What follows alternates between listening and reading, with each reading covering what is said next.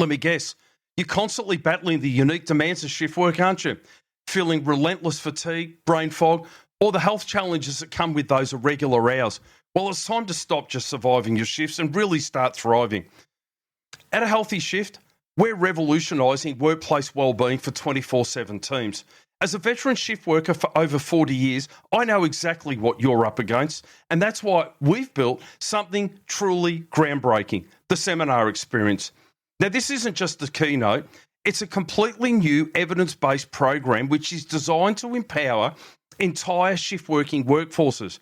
I want you to imagine your team armed with the strategies to optimise their sleep, boost their energy, and elevate their health, no matter what schedule they're on.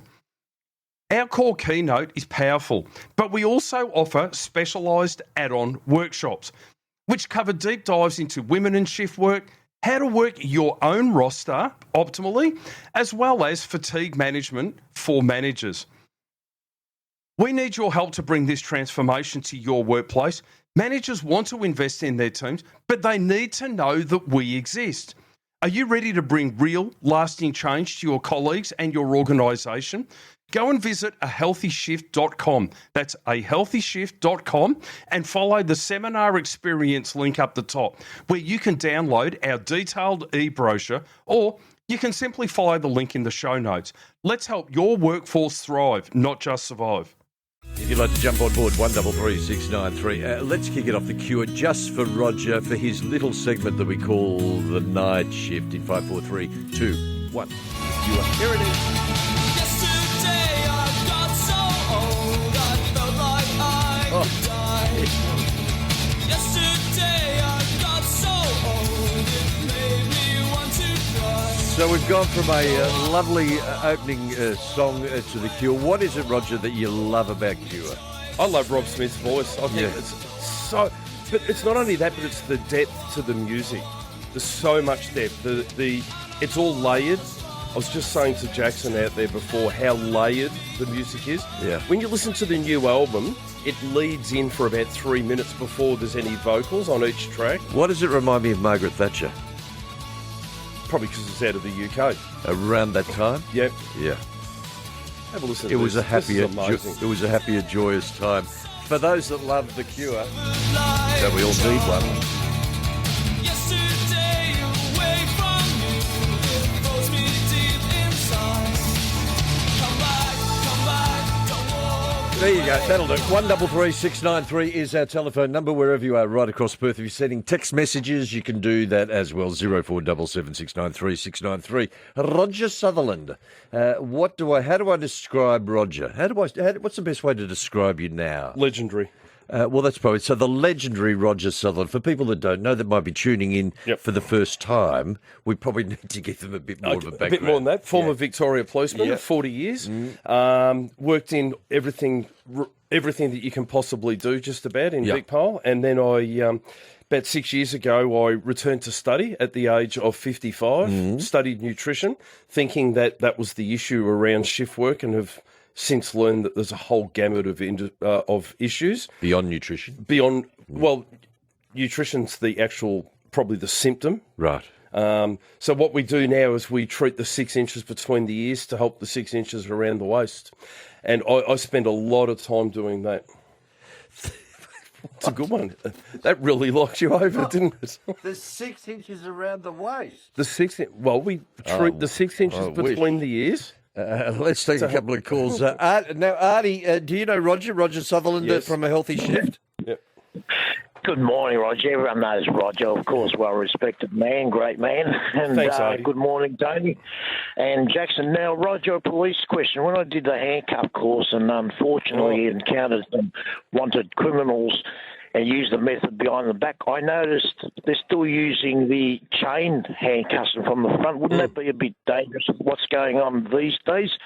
I don't know if you remember the wanted Robert Forrest Hill chase. Yes. I was a supervisor there and took him out. And then there was another one that was, I won't go too far into detail, but I got taught when I dealt with a Vic police instructor and a military cop that it's always better to use the hinge handcuffs behind the back. Yeah, I haven't seen the hinge ones. I've only ever seen the SAF locks, which were the the ones with the chain between. But you'll notice a lot of the special squads and that are using the cable ties, the big cable ties. Right, okay. If it's instant, they're not going to do that on the street as an arrest, but they will use the cable ties as a quick arrest. But yeah, the handcuffs that they're using, I'll tell you a funny story. I remember getting a big fella down in Frankston one night and going to put the handcuffs on, and as I told him to get his arms back, we couldn't get his arms back together. Yeah. So, and then we tried to put one cuff on, couldn't get it around his wrist. Couldn't get the cuff around his wrist. We were in. It was a summons job, is what we call them. Just be caught on this day, thanks. We just had to dump one of your words there. Did you realise? No. You didn't realise. I didn't. Did I? Yeah, you did. Oh. It's live radio. One word. I don't know what I said. What did I say? 133 there. Well, I do it too, so don't laugh. 133693 is that telephone number. Artie, thank you for that. I should point out, Artie, if you're still listening, Bruce Lee would have been having a birthday today. For those fans of Bruce Lee, was born on this day, 1940, 73. We lost him. He was only 32. Heart attack? Let me do it. I've got a feeling it was a heart attack. Bruce Lee? It doesn't say on my little sheet. Who's waiting? Lenny, morning. Good morning, guys. Roger. Morning, Tony. Len. Good morning. Are you talking shift work? Yes. Well, I was lucky, actually. I worked shift work 25 years, round the clock. And I was lucky because I was working at Tullamarine Airport and I was working in the catering section, so we got fed like you wouldn't believe, mate. You know. You'd hope you get fed in the catering section. Yeah. Is that all you got? I thought there was going to be a tag to that, Lenny. So you had plenty to eat. No tag. Oh, right, okay. So you had plenty to eat as part of the... was that all provided complimentary? I beg your pardon?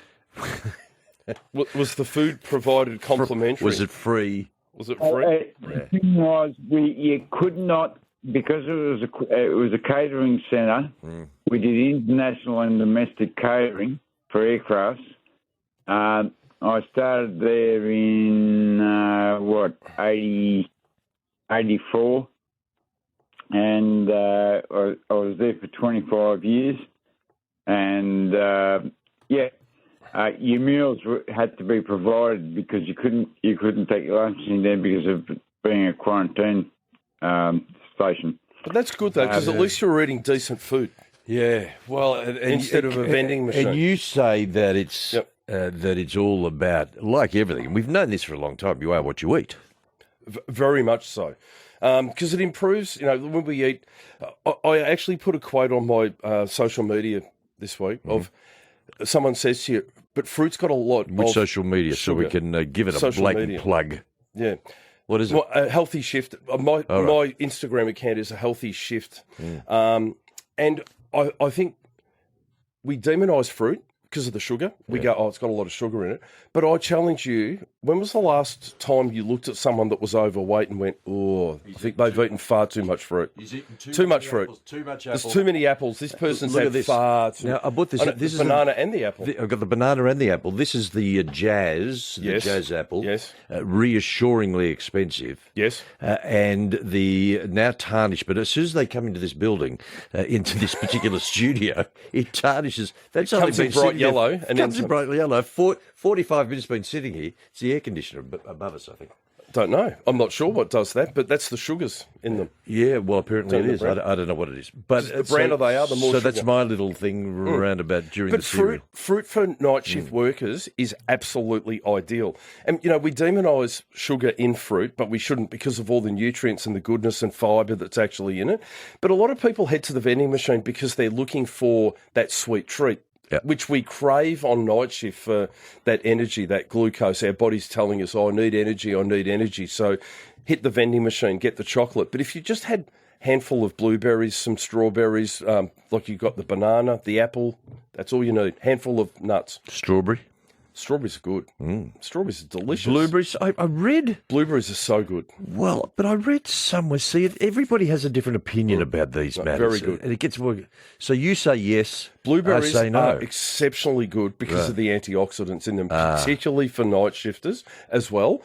Because we have very low melatonin in our bloodstream while we're on night shift. And we've got to remember melatonin is actually our cancer eradicator. It's our free radical eradicator. So what we want is something to help us with that and support us with antioxidants. So the blueberries are ideal. So one of my suggested snacks for people is a YoPro yogurt with a handful of blueberries in it. Beautiful. Stir that through. Great You for get the brekkie. sweet, you get the sweet treat, you get the blueberries, you get the fibre, you're getting all of the good stuff that goes with it. Perfect. If you would like to contact Roger, you can do that now. We'll take some calls wherever you are right across Australia, 133 693. Roger is a former police officer, Vic Pole, 40-plus years, sensational. We were just, prior to just while we were listening to the news, you and I had a pretty heated discussion about the idea of voting systems in Australia. Yeah.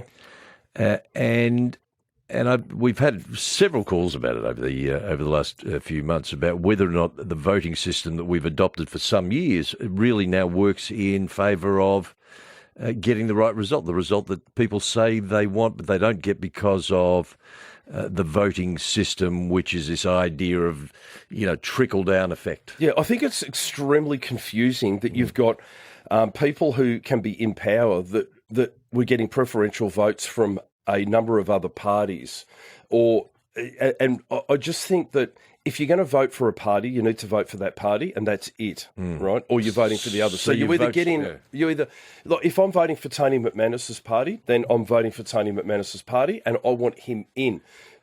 But then after that, you don't want to vote for anybody else. I don't want to have to vote for anybody else. So you don't have a vote. In other words, you're then not voting. I go in and go, I cast my vote, bang, Tony McManus, that's it. This is who I want to run the place. Not, but if he doesn't get in, I'll have this person. Then I'll have this person.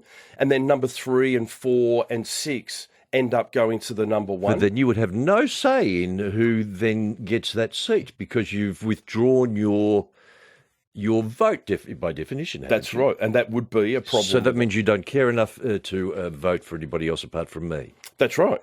That's a great system. 133 693. If I ever stood. Isn't that a presidential election? Isn't that what they call a presidential election? And how's that working out? Yeah. 133 693 is the telephone number. Jump on board. Come and have a yak. Look at the text. We did get dumped, because I think you inadvertently, as part of the excitement, you may don't bother, because I've done it too. Sometimes in the passion, you go into a Roger mode, and I think you accidentally dropped. The worst thing is I don't even realise. I did not even realise. I did not order a fire truck. Yes, you did. That's exactly what you ordered. When you were involved with, or know people that were working with a 000, would people ring for the most outrageous, silly things like, I've lost my purse, I've lost my wallet? I couldn't begin to tell you the wasted calls to 000. And the time that takes up. Well, it's taking up an emergency call taker every single time that someone would call up with, my cat's stuck in the tree, or someone's stolen my garden gnome, or the television's talking to me. No. Oh, yeah. The television's talking to me. And we would say to them that that's okay. Or television's talking to you, that's what it does. But are you talking back to it? Like, the television. The television's talking now, to me. Pete, what have you lost, Pete, in Adelaide? Hello, I lost my glasses. Coming home from Tony, I spent 9 hours today in Glenelg among the algal bloom, and then unfortunately I got off the bus and I've lost them. Yeah. But there's a positive to every negative. Yesterday I became engaged. Oh, so congratulations! That's fantastic. Thank you. Yeah, I know. We're very happy for you. What's his or her? It's a him. It's a him. So what's his first name? Well, he's an Indian. Yeah, what's his first name? Well, in English or in Indian? Yeah, well, it doesn't matter What to do you me. call What do you call him? Yeah, hang on. Bobby. Bobby. Well, there you go, Bobby. Congratulations to you, Pete. That's Yeah, lovely. But there's a problem. There's a problem. Well, The age there gap. always is. The age gap. Oh, It's just dear. a number. Age is just a What, number. are you too young for him? Well, no, but no, we had a really good Tuesday here in Marston. And then when I went to Cornwall this morning, I had a really good day at the Lutheran church. Yeah. And then when I got on the bus, I lost all sense of direction, etc. Got off the bus in a very good mood. Now I've got no glasses. Oh, I hate that. Well, if anybody happens to... So what colour are they?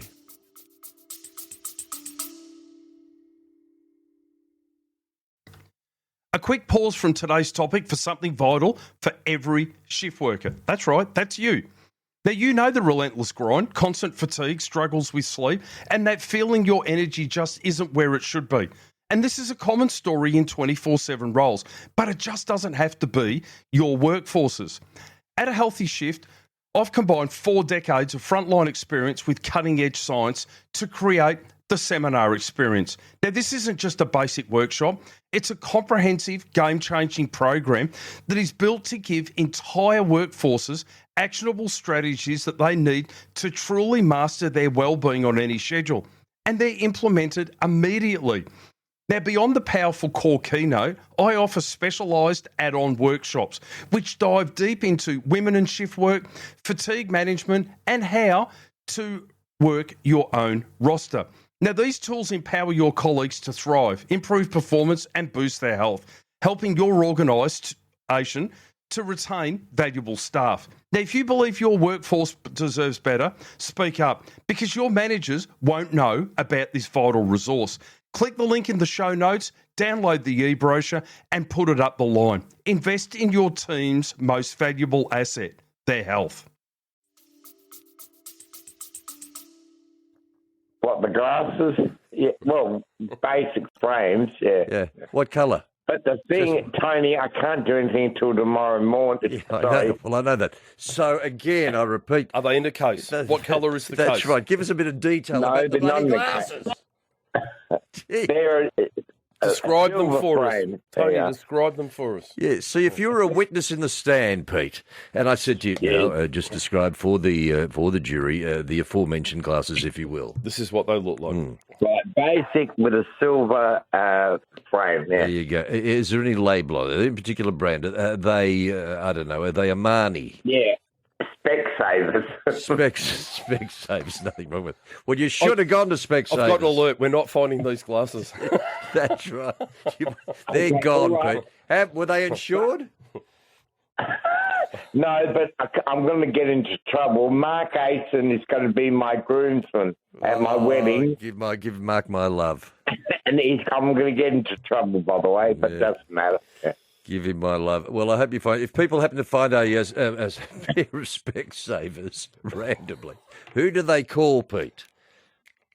5AA. Oh, right. They'll be... Call 5AA. They'll be thrilled. They'll be thrilled to be part of Don't that. call Triple O. Good on you, Pete. Gee, I love this audience. I just love this audience. Fantastic. Yeah, describe where the were we? glasses. What, So mine? this is what happens in the middle of the night. But this is what happens on 000. I when know. you're trying to draw information out of people. I want to say that the call takers at 000 have the toughest job in the whole chain of getting everything out, the information out of people. Yeah. In the heat of the moment, people grab their phone, dial 000, and they just want the police or the paramedics there instantly. But what they don't realise is while we're asking the address and we're getting the address out of them, and they're just saying, but I want the police here. Okay, we've got the address now. We always get the address first, but then we want to get the story. What they don't realise is, and this is what people need to understand, as we are taking the detail, that detail is already being relayed to the units out on the road. So it's not holding them up. The fact that you're on the phone still getting the detail doesn't mean that we're waiting until the call hangs up to send someone. That detail, that detail is already being broadcast. So for out. Ambo? Exactly the same for ambulance. So ambulance, the ambulance call taker. So you call 000, you come to Telstra. Telstra then direct you to either the police, fire, or ambulance. And then you get to ambulance call taker. You're talking to the ambulance call taker. the first thing they're going to get is the address. Bang. They just want to confirm the address, because if the call drops out or anything happens, we've got somewhere to go. All right, at least. So once we get that detail, then we start getting more and more detail. And people get frustrated with the call taker, thinking, why are you getting all this detail? This is holding us up. It is not holding you up at all, because the units on the road are already being directed the information as it's coming through, and it's refreshing on their screens for them. So as they're driving to the job, more and more information's coming. Well, see, nobody's ever really... I've never heard that explained quite like that. Okay, well, there you go. That's something that's important for people to understand, so that you know when you call 000, you are not being held up by the call taker talking to you. A couple of quick calls. Nathan, hi. Hi. Nathan, go ahead.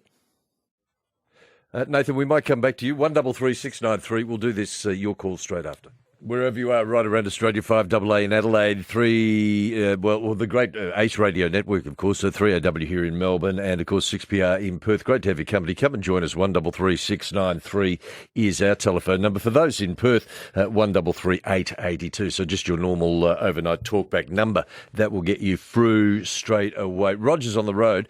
Say hi to the great man, Roger here, who is with us as well, Roger Sutherland, talking about night shift and other issues. Go, Roger. Morning. Roger. Good morning. Good evening over here. We've got a few Rogers going on here. We have. Roger. Roger. Willis, Ramjet. That's the way. I was very interested to hear the way that information is consecutively conveyed through to the ambulances on the way. But my only comment is that over here in the West, where we're lucky enough to have yet another Labor government, all that means is that the ambulance gets to the ramping much quicker. And the other comment is that what you've just described is outlining the efficiency of the St John's ambulance service over here. And I find it very interesting that when ambulance ramping numbers were being publicised over here, our illustrious previous Premier McGowan tried to blame the ambulance service for it and not the hospitals, which were actually to blame. Yeah, thank you. And that's a very big. Thanks for your call. That's a common problem here. I think I had to go to the Royal Melbourne the other week to go for a specialist appointment there. Seeing all the ambulances parked at the Royal Melbourne. Yeah. That's real. Now these are all. You got to remember, there's two members, ambulance officers on every one of those trucks. Every one of those ambulances. Often people the government will go into denial about that. You can't We've been deny having that it's conversation there. in WA for decades. Yep, but you can't deny it's there, and the union speaks about it, and they get sick of actually speaking about it, and it's, but it needs pushing over and over again. The health in this state, and obviously Australia-wide, is in a mess, because it's the same, and you've just heard it's the same in Perth, it's the same here, but I coach paramedics. I've got a number of paramedics, and one of their biggest issues is ramped at hospitals for hours and hours and hours, to the stage where there's just so much downtime. So where's the gap, Rog? What do you reckon's driving that? Lack of beds in the hospitals, lack of staff, and lack of beds in the hospitals to be able to efficiently triage people and put them in. And the police, what we don't realise is it's not only the paramedics that are ramped, but the police are there as well with mental health patients as well, that they've got to get in and get assessed. Well, they have to stay with them until the doctors have seen them and assessed them as well. Half the time they've spent 4 or 5 hours waiting with them, doctor assesses them, and then they're back out on the streets again straight away. It's a massive problem. It's an ongoing problem for each and every one of us. So it's is Australia certainly not world best practice, is it? Or is it? I think... Compared to other countries? It's very common. Would you want to be ill in India? I'm not sure. Would you want to be ill in China? In the UK, you wouldn't. Exactly. It's the same, no. So what we've got, whilst not perfect... We're not prioritising it. Well, health is very important. Health and law and order and health if anybody was to come in with policies around law and order and health, they would absolutely streak it in. 133693. Come and jump on board. Leanne, you got a quickie for us? Good morning. Yes, I'm calling AAA because I've got an itchy bum and I need an ambulance, and also I can't pass wind for the last 24 hours. And that's about what we get. So you had your how do I describe this, Leanne? I had my procedure. Your procedure. How did it go? Very good. I had a polyp removed and right. getting assessed, but that's about it. And so you're home safe? Yeah, home by myself. Not meant to be, but I was fine. Unfortunately, funny enough, the person next to me called out my name, and it was someone I know, and he actually died on the table, and they had to resuscitate him. Oh, gee. He's in everything ICU, okay? so I'm not sure. I texted him earlier, and he doesn't know. They don't know what happened, but yeah, it sounds to me like he might have had an allergic reaction, cardiac arrest. I would have thought so. Well, hope he's going to be okay. Leanne, thank you. 133693. Now, Mavis, you're a former nurse based in the beautiful little town of Balan, not far from Ballarat. Hello to you. Hello to you too. I cannot understand why they don't have a room annexed to the ER with just a nurse in charge of that room, and it's a waiting room. That brings all those patients out of the ambulances, gets the ambulances back on the road. The patients are in comfort on trolleys in the waiting room with assistance nearby if urgently needed. But what about the ratio of nurse to patients? That's one of the biggest problems. It makes sense what you say, but the reason why they're ramped is because they've got two paramedics that are giving them 100% attention all the time. So they're being used as the nurses and the treating practitioner until they get seen. And that's why the ambulances are tied up in that position. So this is one of the biggest problems that they actually have around that. And, to be able to triage quickly and efficiently and then farm them off into beds is where they need to be able to do that, but they can't. So, we haven't got enough people, enough graduates, new people coming through, not enough training, not enough beds, not enough money. Staff, not enough money and staff is the biggest problem that they have. And this brings me back to another issue as well. And it's topical, but we're continually to migrate. We're bringing so many people into the country, but we don't have the infrastructure in place. And we're already buckling under what we've got. We're buckling in a big way. Health and health in particular. Sunshine Hospital, Footscray Hospital. Go to these hospitals and have a look at their emergency departments. Shabby or just busy? Busy, just flat out busy all the time.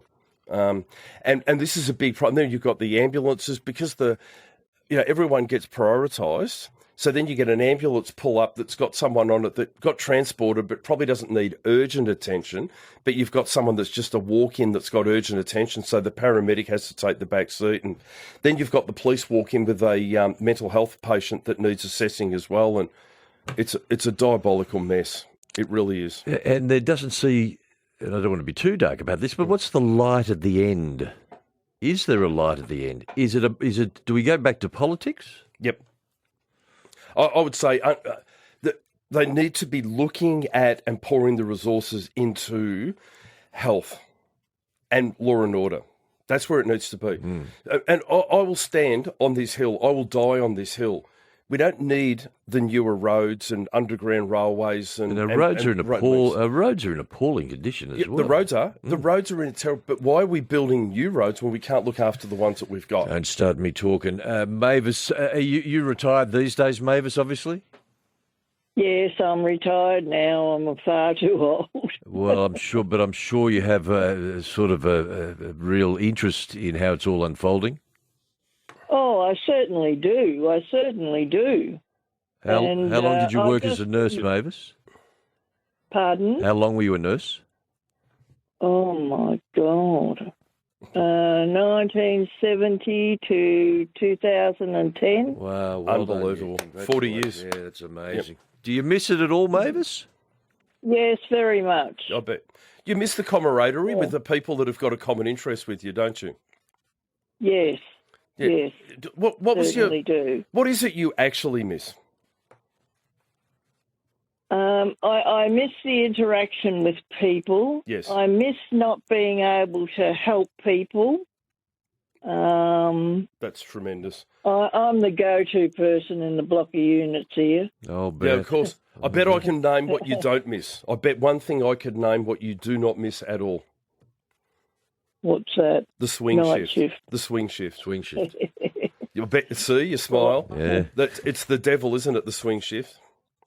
Yes, I can remember getting up one morning thinking I was on Yes. I was on a 6 o'clock start, 6 a.m. start, and I jumped up and flew out of bed, and I had misread the clock. It wasn't 6:05; it was 1:30 in the morning. Oh no! Yeah. Gee, we've done that. Now, can I just say this Please. though, with the nurses in particular doing these swing shifts. Now, when we talk a swing shift, to explain to people, they're working until 11 o'clock at night, and then they're on again at 7 o'clock in the morning. Now, by the time they wind down, finish, drive home, they do their handover at 11 o'clock, get changed, drive home. Then they're terrified that they're not going to wake up, so they get sleep anxiety and don't sleep properly, which is exactly what was just talked about. You know, an alarm goes off and you're terrified, you think you're going to miss out, so you jump out of bed. You've misread the clock, it's only 1:05 instead of 6:05.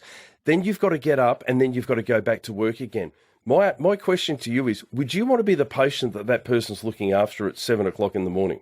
It's a great question. I don't know the answer. 133693. Mavis, we salute you.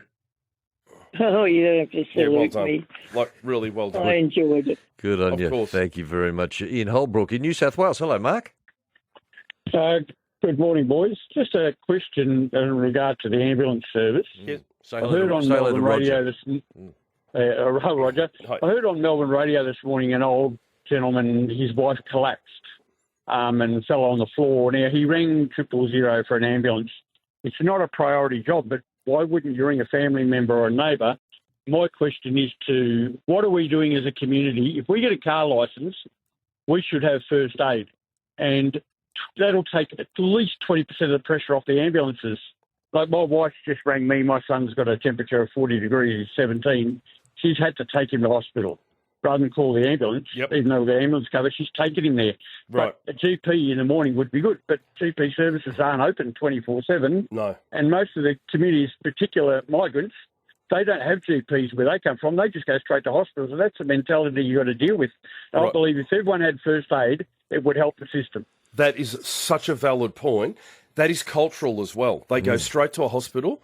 They don't think of anything else other than we've got to go to hospital. So that's why the hospitals are full of these people, and it causes them all sorts of problems. I also agree with what you're saying as well. There needs to be more education around when you call 000, not just call 000, because when you're calling 000 for an ingrown toenail because you want to ride to a hospital because you think you won't get seen, You're telling me that people would do that? Oh, absolutely, they do this all the time. And you know the thing with ambulance, they won't decline it. They will take the job. The call taker gets tied up taking all the event. Remember, got to get the address. Then they've got to step through the whole process of getting to the root of the problem, whatever the problem is, and continually going until they get there. And then it goes to a senior paramedic to look at the job, assess the job. Do we need to go to this? We'll make a phone call. They make a phone call. Do we not? All this is time that's taken. And people ring with a stomach upset. They ring with, when I say an ingrown toenail, I've sprained my wrist or I've got a problem here.